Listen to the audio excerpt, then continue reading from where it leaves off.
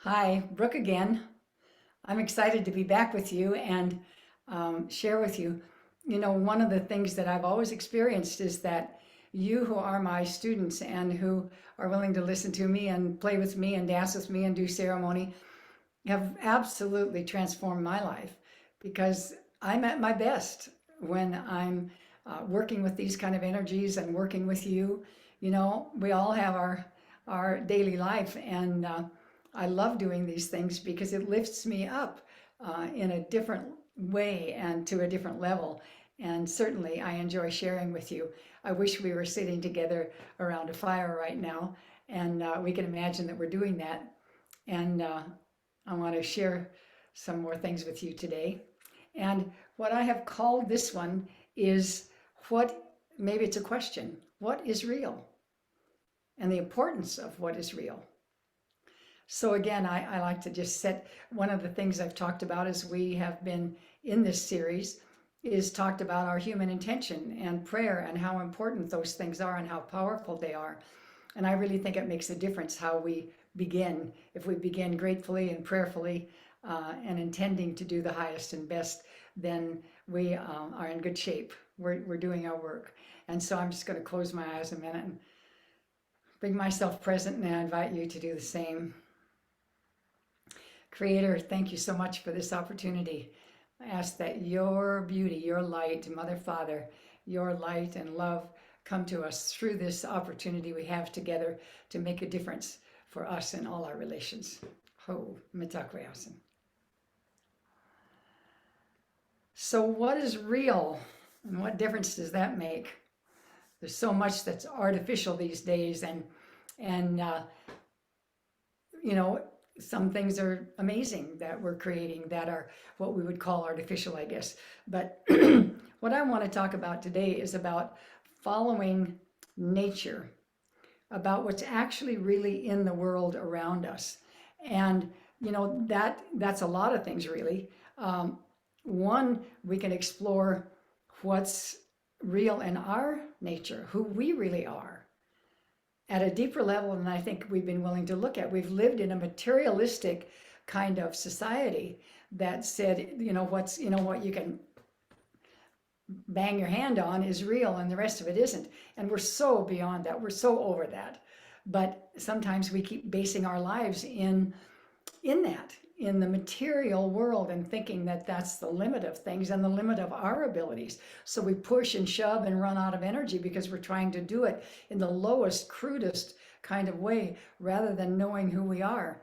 And as I've talked with you, we've talked about that possibility within us, the kind of incredible magic that's within us that Creator gave us, that we're now, if we're to live and keep our human family on earth, we need to bring forth that magic and that beauty and that possibility, that love, that good energy, that connection with things. That is what will literally make the difference.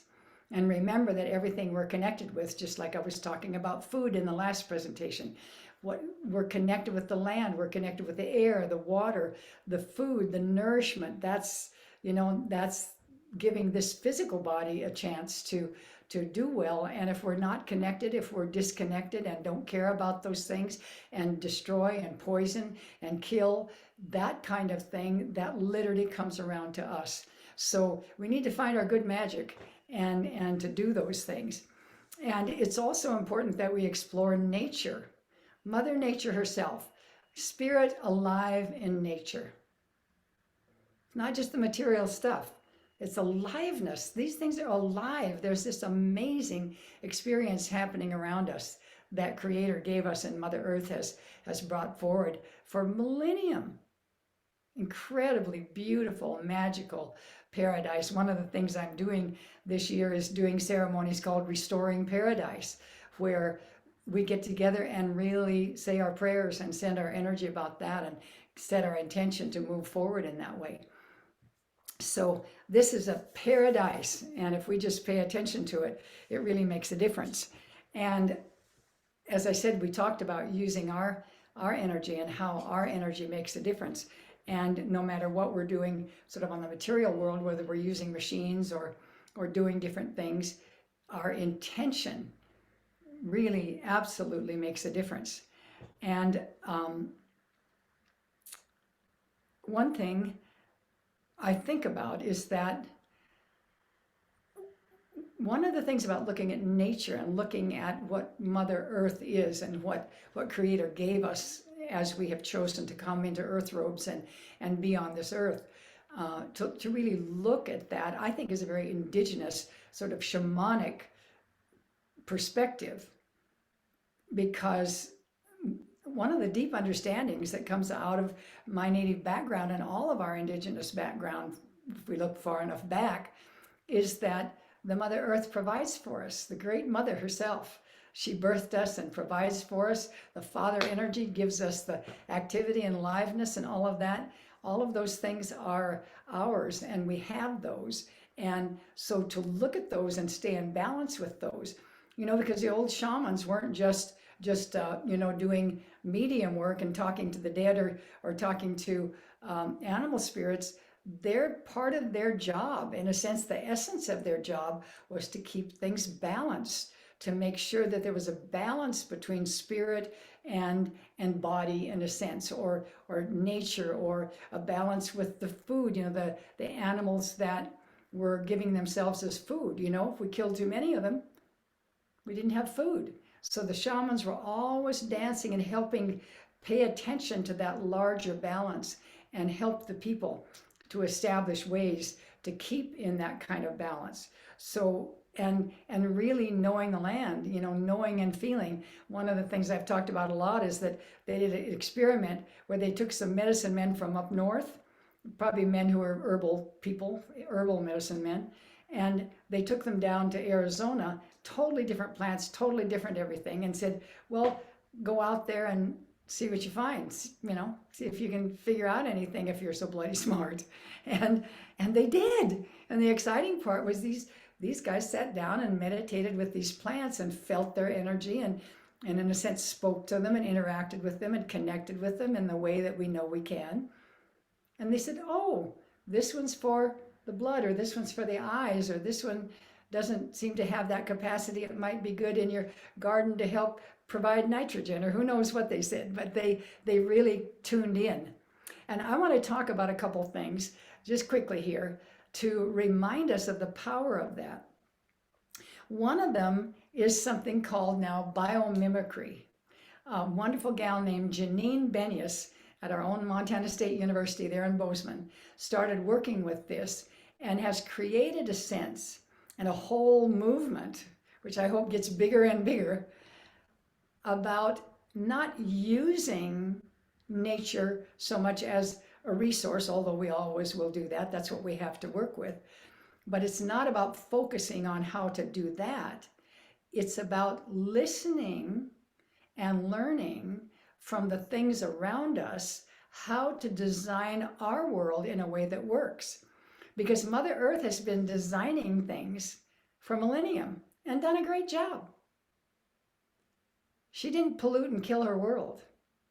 But somehow we've gotten on this very strange, yucky, unworkable tack that says we have to create poisons in order to have life and health. It's like, really? That seems pretty stupid to me. And it is, actually. It's ignorant. It's ignorant of the laws of life. So what they're doing in biomimicry, and I'll just give you a couple examples, and you can look this up online. I want to stimulate you to do these things, to wake up to all these possibilities. They're doing things like, a very simple one would be looking at how spiders create literally out of their own body with natural ingredients, mostly water and a few other things, how they create the strongest fiber per weight on Earth. Wouldn't it be nice to know that? To be able to create something like that, that holds things, joins things, whatever, that has no pollution, that's made out of simple things. And the spider's pretty cute. She can even reel that stuff back in. I think that's so amazing. So that's what we're talking about. It's like if we want to design something to do that, to create a webbing, to create a connection, or a rope-like thing, or, it probably has many more uses than that. But if we want to create that, Why don't we go to the spider?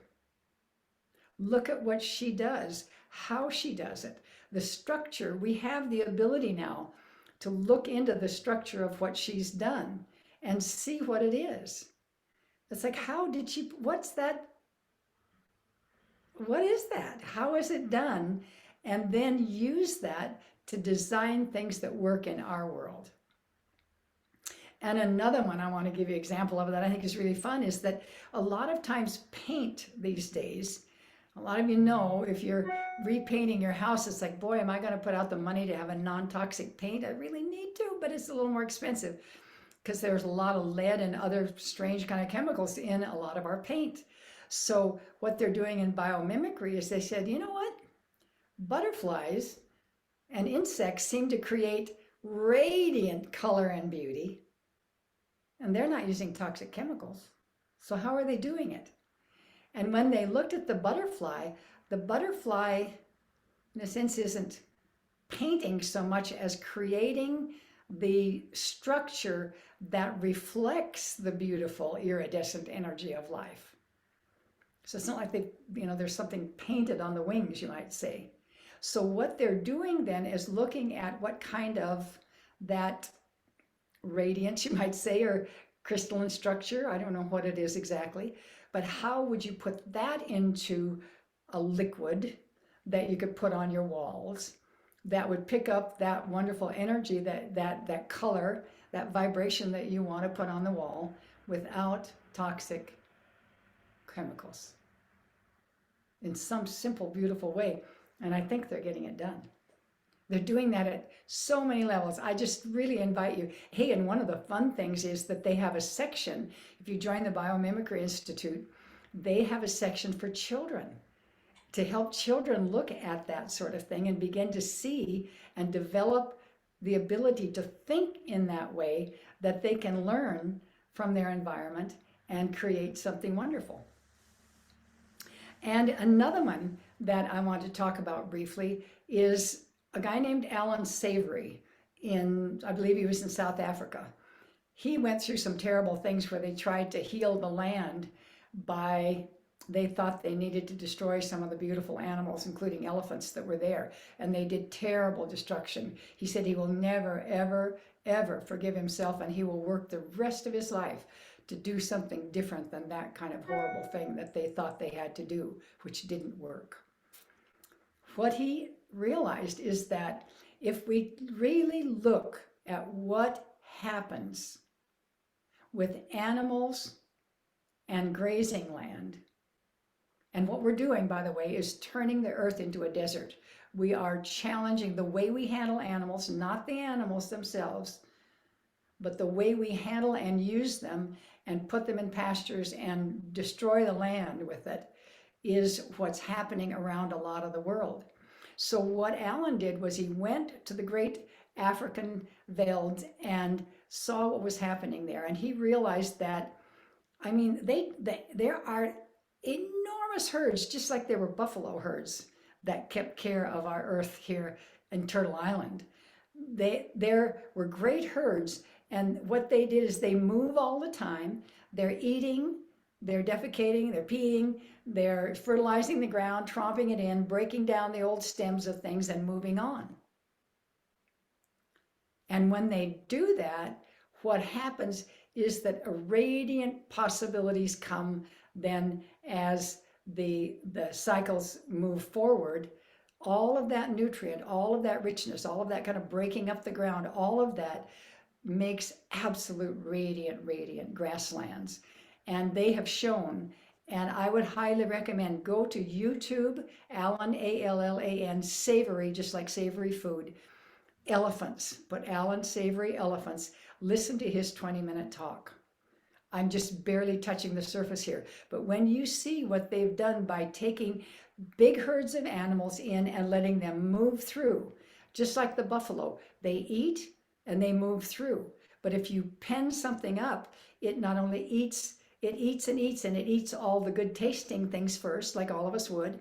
And then it gets down to it kind of eventually kills them because It just eats and eats and eats the little tiny, tiny ones until they just can't live anymore. And then it eats the old stuff, and that's kind of all it's willing to grow. And eventually, sometimes it just turns barren. So instead of that, when there's an open space and the big herds can move, absolute radiance comes behind them. Grass, you can't even imagine. And you will be stunned at what I want you to see what he shows you, because he shows you pictures of this and what they're doing. It's called holistic range management, and a lot of rancher families and others that I know are now working with this, opening those fences out and causing that movement, letting that movement happen in a natural way that restores the land, restores the ground, restores the soil, and restores vibrance and stops the desertification of the earth by paying attention to the way that nature did it. And still will do it if we go with it. So those are the things I want to talk about. I mean, there are so many, many, many, many more. But it's the idea of us looking at what has been created by the great creator. And I think that we've had this patriarchal dominating kind of past where there's the sense that, well, we're smarter than God and nature for darn sure. It's like, honey, you are not. And what's happening with that attitude is we are killing the earth, and we are in fact, sadly, deeply sadly, we are killing ourselves and our children. So we need to turn it around. We need to do something differently. We need to do something differently. All of us. And so the more of us that awaken to this, the more we awaken our children, and they grow up being those who see in a different way. That we open our minds to creativity, that we open our minds to what's possible, and work with, cooperate with, connect with, make more life, make more beauty, instead of killing things, instead of going down to the drugstore or to the hardware store and buying Roundup to kill the dandelions, which are some of the most healing possible things in the world. Find out how to make your life healthy and enjoy the health that's in the beauty that's around you. Get off of this thing that's happened by the commercials and the TV and the big corporations telling you how to live your life and how to do it, and giving you the kind of toxins that they're happy to create if you're happy to buy them. So we need to change things around. We need to change things up. And so there's so much that's possible, that's natural, that's healthy, that's cooperative, that's joyful, that's embracing of the wholeness of life and all our relations. So thank you for listening. I'm going to add a couple more of these, and I look forward to seeing you in spirit when I do them. So be well. I hope you share these things if you think they're worthwhile. Tell people about them so they get a chance to learn some of these things I'm sharing, and we'll all help wake each other up. All right, you take care.